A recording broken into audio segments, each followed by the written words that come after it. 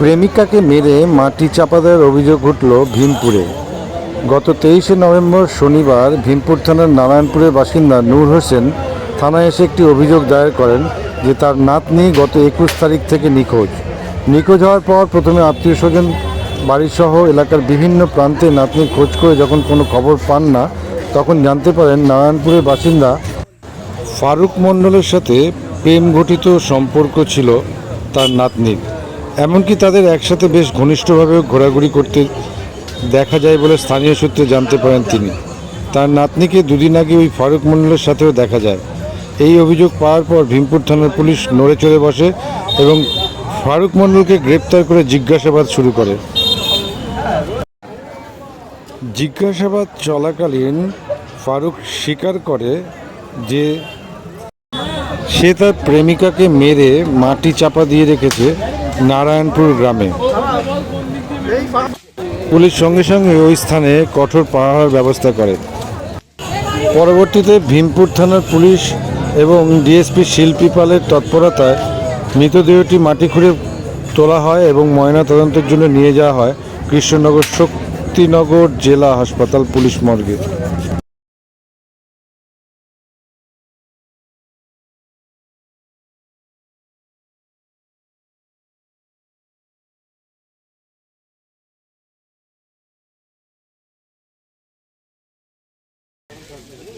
তুমি একা বেরিয়ে যাও, ডিপি যাচ্ছে আর তোমার অভিজিৎ যাচ্ছে।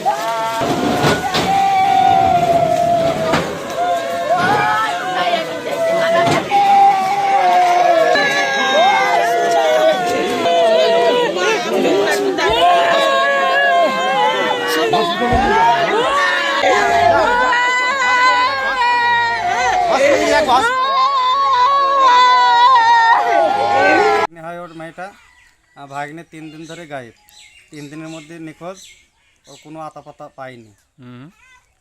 তা 3 দিন পরে জানা যায় যে তোমার ওই মেয়ের লাশ এক জায়গায় পুঁতে রেখেছে।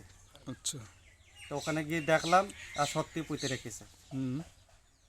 তা এখন পুলিশ তোমার বলতে চাচ্ছে যে আমরা এখন লাশ তুলতে দেবো না, আমাদের কোর্ট থেকে অর্ডার আসবে, তারপর ওই লাশ 12টা 1টার দিকে তুলবো, তারপরে তোমরা দেখতে পাবে। কে পুঁতে রেখেছে বলে আপনারা জানতে পারছেন? ওই ছেলেটা যে তোমার মেরিছে, কি ওই ছেলেটাই ফারুক। বাড়ি নারায়ণপুর, ওর বাবার নাম হচ্ছে বিল্লাল।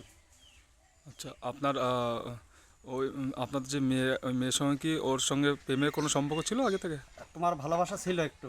আচ্ছা, তো ভালোবাসার জন্যই ধরো দুজনে মিল করে নিয়ে গেছে, নিয়ে জানার পরে তোমার ওরা ওই কেস করেছে, মেরে দিয়েছে ডাইরেক্ট। আচ্ছা, এখন কি চাইছেন? এখন ওকে ফাঁসি চাইছি। আচ্ছা, আপনার নাম? আমার নাম আসের মণ্ডল। কি হয় ওই মেয়েটা আপনার? ভাগ্নে। মেয়ের নাম? মেয়ের নাম সোহানা খাতুন।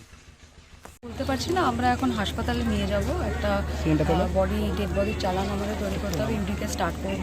তবে কমপ্লেন আমরা পেয়েছি গতকাল রাতে, তো কমপ্লেনের বেসিসে আমরা স্পেসিফিক কেস স্টার্ট করেছি।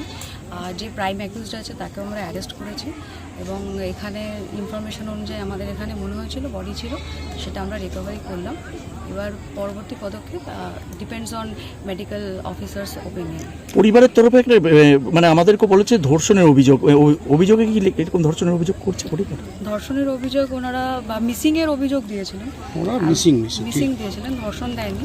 তবে আমরা পিএম রিপোর্টে পুরো স্পেসিফিক কোয়ারি করব, সব কিছু আমরা ওখান থেকে জিজ্ঞেস করে ডাক্তারের ওপিনিয়ন নিয়ে নেব। আর একটা যেটা বিষয় হচ্ছে, ঘটনাস্থলে কি উনি একাই ছিল যে অভিযুক্ত, এরকম কিছু? এটা আমরা পিসি রিমান্ডে নেওয়ার পরে জিজ্ঞাসাবাদ করে আমরা জানতে পারব। পিসি কদিন চাইতে পারেন? আমরা টোটাল 7 দিনের পিসি চেয়েছি, এখনো আছে আন্ডার প্রসেস। ম্যাডাম, কি অবস্থা যদি পাওয়া গেছে সেটা যদি একটু জানেন, কারণ পরিবার অভিযোগ করছে যে বিবস্ত করে। পুরোপুরি বিবস্ত্র নয়, তবে লোয়ার পোর্শনের গার্মেন্টসটা অ্যাবসেন্ট আছে। আমরা একটা আন্ডার গার্মেন্টস রিকভার করেছি, আর একটা আমরা in search of lower bottom part যেটা রয়েছে সেটা আমরা খুঁজে দেখছি। আর একটা ব্যাগ সাথে ছিল, সেই ব্যাগটাও আমরা রিকভারি করার জন্য দেখি কী করা। আচ্ছা, সেদিন রাতে কিভাবে ওকে আনা হলো এখানে? এটা আমরা এখন বলতে পারবো না, আমরা ছেলেটিকে জিজ্ঞাসাবাদ করে তারপরে বলবো। ছেলেটির সঙ্গে কি মেয়েটির প্রেমের সম্পর্ক ছিল, যেটা বাড়ির লোক বলছিল? যেটা আশেপাশের ইনফরমেশন বলছে ছিল, আমরা এখনো কনফার্ম নই। মানে ওর কি বিয়ে ঠিক হয়েছিল মেয়েটার অন্য কোথাও? এটা আমরা বলতে পারবো না। আচ্ছা, এই যে ও কি ইচ্ছাকৃতভাবে মেয়েটা তাহলে ওর সঙ্গে এসেছিল সেদিন? এটাও আমরা বলতে পারবো না, এটা পুরোপুরি ইনভেস্টিগেশনের উপর ডিপেন্ড করছে। ওটা আমরা ইনভেস্টিগেশন করে তারপর বলবো। ঠিক আছে।